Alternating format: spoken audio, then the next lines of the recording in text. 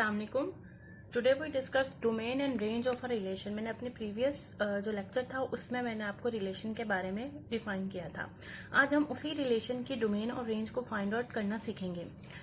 किसी भी रिलेशन का जो डोमेन होता है, डोमेन को हम डिफाइन किस तरीके से करते हैं या हाउ वी कैन रिप्रेजेंट। देखिए, डोमेन को सब फर्स्ट ऑफ ऑल मैं बताने लगी हूँ, इसलिए डोमेन की हेडिंग में पहले डाल रही हूँ। डोमेन हम किसी भी रिलेशन का इस तरीके से फाइंड आउट करेंगे। आर इज इक्वल टू, अगर हमारे पास आर कोई फंक्शन है X and Y, that is X is belongs to A and Y is belongs to B, where R is, ठीक है, where R is a relation from X to Y. अगर हमारे पास आर कोई भी relation है, ठीक है, और उसके अंदर फर्स्ट आने वाला जो ऑर्डर पेयर्स बनेंगे उसमें फर्स्ट आने वाले एलिमेंट सेट ए के होंगे और सेकंड आने वाले एलिमेंट सेट बी के होंगे, तो ऐसे रिलेशन का हमारे पास डोमेन क्या होता है? डोमेन ऑफ आर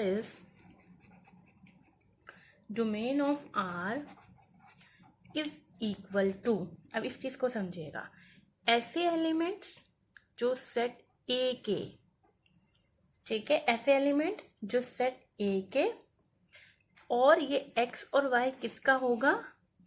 आर से बिलोंग करता होगा। ठीक है, हमारे पास जो सेट हमारे पास बना हुआ होगा रिलेशन का ऑर्डर्ड पेयर की फॉर्म में, उसमें जो हमारे पास फर्स्ट एलिमेंट होते हैं डोमेन आर कहलाते हैं। ठीक है, आर के जो फर्स्ट एलिमेंट उस ऑर्डर्ड पेयर में आ रहे होते हैं ना, वो हमारे पास क्या कहलाते हैं? वो हमारे पास सेट होता है डोमेन का। अच्छा, रेंज हमारे पास क्या होती है? रेंज ऑफ आर हमारे पास होती है y is belongs to b, ठीक है, यानी सेकंड एलिमेंट उस ऑर्डर पेयर के जो उस रिलेशन के अंदर आ रहे होते हैं उसको हम क्या कहते हैं? Range of R. वो उस आर की रेंज होती है। अच्छा, मजीद इसको समझने के लिए मैं एग्जाम्पल के जरिए से आपको बताऊंगी तो वो ज्यादा बेहतर समझ आ जाएगा। मैंने एक रिलेशन जस्ट एक जर्नल लिया था और उसके हिसाब से बताया मैंने आपको कि जो एक्स के यानी फर्स्ट आने वाले जो एलिमेंट्स होते हैं उस आर के वो डोमेन होती है, सेकंड आने वाले एलिमेंट्स उस आर के जो उस ऑर्डर पेयर के सेकंड एलिमेंट्स होते हैं वो हमारे पास, उसका अगर हम एक सेट बना लें तो वो हमारे पास रेंज हो जाती है उस आर की। Let me take an example. मैंने एक सेट ए लिया, that is X Y and Z, ठीक है, and the set B is, हमने सेट बी ले लिया 1, 2 और 5, और हमने कहा कि इसके अंदर एक रिलेशन है R from A to B. ठीक है, हम इसको किस तरीके से उसने डिफाइन किया हुआ है उस रिलेशन को? उस रिलेशन में एलिमेंट्स जो होंगे देखें इस टाइप के होंगे 2, ठीक है, फिर उसके बाद y and this like this and y and 2, इस टाइप की रिलेशन के ऑर्डर पेयर्स होंगे। मैंने आपको रिलेशन पूरी तफसील में बताया था, मेरे प्रीवियस में देख लीजिएगा कि ए क्रॉस बी के जो सबसेट्स होते हैं ए और बी के, ए क्रॉस बी जिनका फाइंड आउट किया जाता है, जो उसके सबसेट जो होते हैं वो हमारे पास आर होता है। अच्छा, अब देखिए उसने इस तरीके से एक रिलेशन होगा, ए और बी हमने दो सेट लिए, उनके बिटवीन ये रिलेशन है। आपको कहा जाता है कि here we have to find out a domain of R and range of R. अब आप डोमेन ऑफ आर देखिएगा कि मैंने उस सेट को किस तरीके से लिखना है। डोमेन ऑफ आर को आप देख सकते हैं कि इस ऑर्डर्ड पेयर, ये जो हमारे पास रिलेशन है उसके अंदर आने वाले जो एलिमेंट्स हैं उसके फर्स्ट एलिमेंट देखें सेट ए से बिलोंग करते हैं, और वो हमारे पास क्या है? एक्स, और ये it's belongs to A, it's also belongs to A, ठीक है, और ये वाला भी ए से बिलोंग करेगा, ये वाला भी सेट ए से बिलोंग करेगा। तो हमारे पास डोमेन क्या बनी? X and Y. आपने इस आर के एलिमेंट्स को देखना है कि इसमें पहले एलिमेंट्स कौन से हैं। वो दो बार रिपीट हो रहे थे, आपने उसको एक दफा लिख लिया, ये भी 2 बार रिपीट हो रहे थे, उसको एक दफा लिख लिया। इसी तरीके से अब आपने रेंज ऑफ आर लिखा, वो आप भी बता सकते हैं। देखें, it's belongs to B, second element belongs B करेगा, ठीक है, सेट बी से बिलोंग करता है, उसके हिसाब से हमारे पास क्या गया? 1 एंड 2, 2 बार रिपीट हो रहा है, आपने जस्ट एक दफा लिख लेना है। ठीक है, जो फर्स्ट आने वाले एलिमेंट उस ऑर्डर्ड पेयर्स में जो फर्स्ट आने वाले एलिमेंट होंगे वो हमारे पास डोमेन कहलाते हैं उस आर के। ठीक है। जो सेकंड आने वाले एलिमेंट्स होते हैं वो हमारे पास रेंज होती है उस आर के 1 और 2। This is a method to find out the range and domain of any relation। कि आपने अगर किसी भी रिलेशन की domain and range find out करना होगा तो इसी मेथड को हम फॉलो करेंगे। हम जो पहले ऑर्डर पेयर में आने वाले एलिमेंट्स होंगे जो आर के अंदर आने वाले होंगे, ए को नहीं देखना आपने जो दिया हुआ है सेट, उस आर के अंदर आने वाले जो फर्स्ट एलिमेंट्स होंगे वो आपने लिखे, वो आपके पास डोमेन हो गए, जो सेकंड हो गए वो रेंज हो गए। आपने अगर अभी तक मेरा चैनल सब्सक्राइब नहीं किया तो मेरा चैनल सब्सक्राइब कर दें ताकि आने वाली न्यू वीडियोस आपको मेरी मिलती रहें। Okay, now we will discuss a function. Relation के बारे में हमने आपको इसीलिए मैंने आपको अच्छे तरीके से बता दिया था। अब हम फंक्शन की तरफ मूव करते हैं कि आखिर फंक्शन क्या होता है। देखिए, फंक्शन में भी बिल्कुल एक रिलेशन की तरह ही बात हो रही होती है। रिलेशन ही होता है जो ए टू बी बनता है। देखें, let A and B be any two sets. अगर हमारे पास लेट करते हैं कि ए और बी कोई से दो सेट्स हैं, ठीक है, and R be R relation from A to B, और आर हमारे पास रिलेशन है फ्रॉम ए टू बी, और आपको पता है कि उनके बिटवीन कोई ना कोई रिलेशन होगा, कोई ना कोई रिस्ट्रिक्शन दी होगी। जैसे मैंने आपको उस दिन एग्जाम्पल भी करवाई थी रिलेशन से रिलेटेड कि X is equal to Y square, इस तरह कोई ना कोई रिलेशन हमारे पास दिया होगा, ठीक है। Then R is called function from A to B. अब देखिए, उसने कहा देन आर को हम फंक्शन उस सूरत में कहेंगे अगर उस आर के अंदर अब क्या क्या क्वालिटीज होंगी। The first one is that it is first condition हमारे पास क्या होगी कि अगर उस आर की जो डोमेन है वो सेट ए के इक्वल हो। अब आप मुझे ये बताएं, हमने डोमेन, इसीलिए मैंने आपको उस रिलेशन की फाइंड आउट करना बताई थी कि डोमेन कैसे फाइंड होते हैं, उसके पहले पहले एलिमेंट। अब उसने रिस्ट्रिक्शन क्या कर दिया आपके लिए, आपके पास यहाँ पर जरूरी क्या कर दिया है, जरूरी आपके पास यही कर दिया उसने कि domain of R must be equal to ए।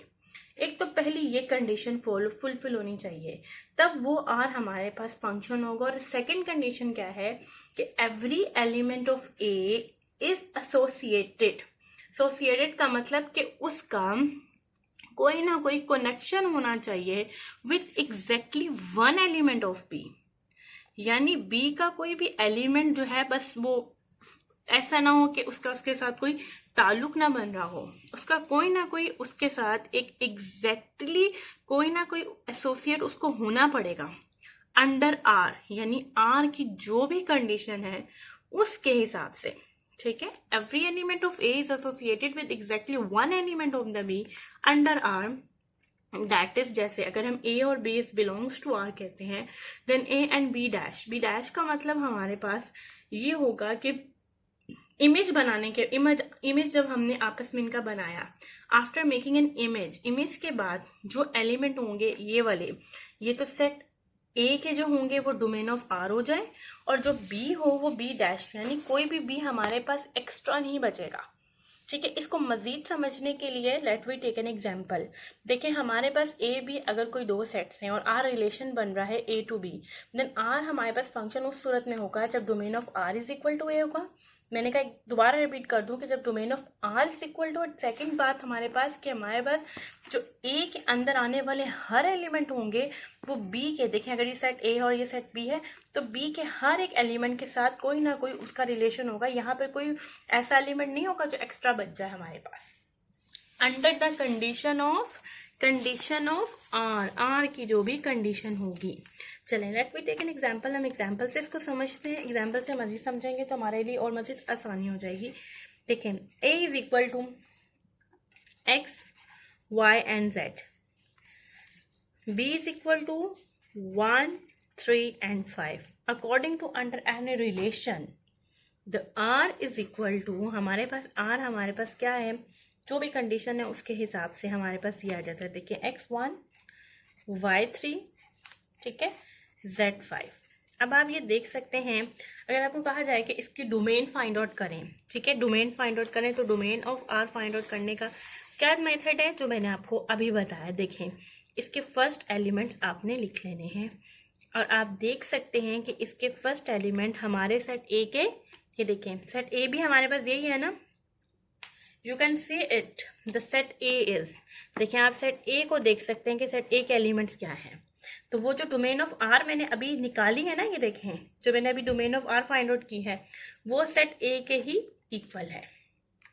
तो मेरी पहली कंडीशन जो थी फंक्शन की वो क्या हो गई, फुलफिल हो गई। मैं फर्स्ट कंडीशन इज, जो मेरी फर्स्ट कंडीशन थी वो फुलफिल हुई यहाँ पर, ठीक है। अब मैं अपनी नेक्स्ट कंडीशन की तरफ मूव करूंगी। फर्स्ट कंडीशन हो गई पूरी, अब मैं नेक्स्ट कंडीशन की तरफ देखें। फर्स्ट को मैंने देख लिया, अब मैं सेकंड को देखूंगी। सेकंड के मुताबिक ये होना चाहिए कि मेरा हर इसका ए का मेरा हर एलिमेंट बी के हर एलिमेंट के साथ एसोसिएट हो। आप देख सकते हैं बी का एलिमेंट यहाँ पर 1 है, यहाँ 3 और 5, और बी सेट के एलिमेंट्स आप देख रहे हैं ना कौन कौन से हैं। बी सेट के एलिमेंट्स आप देख सकते हैं कि 1, 3 और 5 है, ठीक है। ये एलिमेंट और ये देखें 1, 3 एंड 5, ठीक है, यू कैन सी इट। ये तीनों एलिमेंट्स और ये तीनों, इसके अलावा तो बी के और कोई एलिमेंट नहीं है ना, तो उसके हिसाब से हमारे पास क्या हो गया कि बी सेट में आने वाले जितने एलिमेंट हैं वो सेट ए के साथ कोई ना कोई रिलेशन बना रहे हैं, ठीक है। हमारे पास बी के अलावा यहाँ कोई ऐसा एलिमेंट तो नहीं पड़ा हुआ ना जो इस ऑर्डर पेयर में नहीं आ रहा कहीं पर, ऐसा तो नहीं है। मेरे बी सेट के भी जितने एलिमेंट्स हैं वो मेरे जो हैं वो उस रिलेशन में यूज हो रहे हैं सारे के सारे।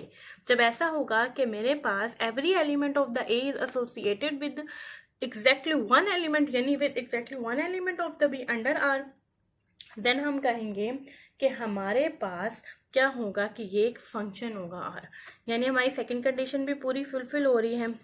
हम देख सकते हैं every element of set A is associated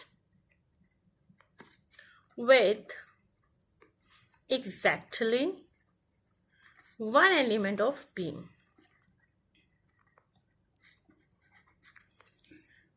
under R के हिसाब से हमारी दूसरी कंडीशन भी यानी सेकंड कंडीशन भी यहाँ पर हो गई फुलफिल, सेकेंड कंडीशन, ठीक है। अब मैं आपको इसको मजीद समझाने के लिए इस तरह का जो इसको मैंने आपको उस दिन भी बताया था कि हम इसको एफ ए टू बी यूं लिख सकते हैं फंक्शन को रिप्रेजेंट करने के लिए। जब हमारे पास ये बातें प्रूव हो जाएंगी तो हम कहेंगे कि हाँ भाई ये जो रिलेशन है ये हमारे पास फंक्शन है, ठीक है, फंक्शन में। और इस फंक्शन को मजीद हम इस तरीके से भी लिख सकते हैं कि F of A is equal to B, ठीक है। एफ ऑफ ए हमने ए जो सेट ए का एलिमेंट लिया और बी हमारे पास सेट बी का एलिमेंट हुआ, और इसको हम क्या कहेंगे, it is a image of function. ये हमारे पास जो ये वाला जो एलिमेंट है ये हमारे पास सेट ए का के एलिमेंट का इमेज है, इसको हम इमेज के तौर पे, दिस इज एन इनपुट, हमने ये इस पे इनपुट किया है और it is over a output, ठीक है। अब मजीद इसको समझने के लिए मैं इसी एग्जाम्पल की आपको फिगर बना के बताती हूँ कि फिगर के हिसाब से हम किसी भी फंक्शन को किस तरीके से रिप्रेजेंट कर सकते हैं। देखें, it is function that is X, this is set A, this is set B, that is X, Y and G and 1, 3 and 5, and you can see it कि एक्स जो है वो वाई के साथ एसोसिएटेड है, ठीक है, y 1 के साथ, y 3 के साथ और z 5 के साथ। So it is a function, it is a function from a to b, क्योंकि ये फंक्शन की तमाम जो कंडीशन उसको फुलफिल कर रहा है। इसके अंदर जो हमारे पास सेट a के एलिमेंट है, जो इसकी डोमेन है वो हमारे पास किसके इक्वल है, वो जो इसकी डोमेन ऑफ r है वो हमारे पास सेट a के इक्वल है, और इसका हर एलिमेंट सेट बी के हर एलिमेंट के साथ एसोसिएटेड है। So it is a function. I hope कि आपको मेरा लेक्चर आज का समझ आया हो। इंशाल्लाह कल इनटू ऑन मैं आपको समझाऊंगी। अल्लाह हाफिज़।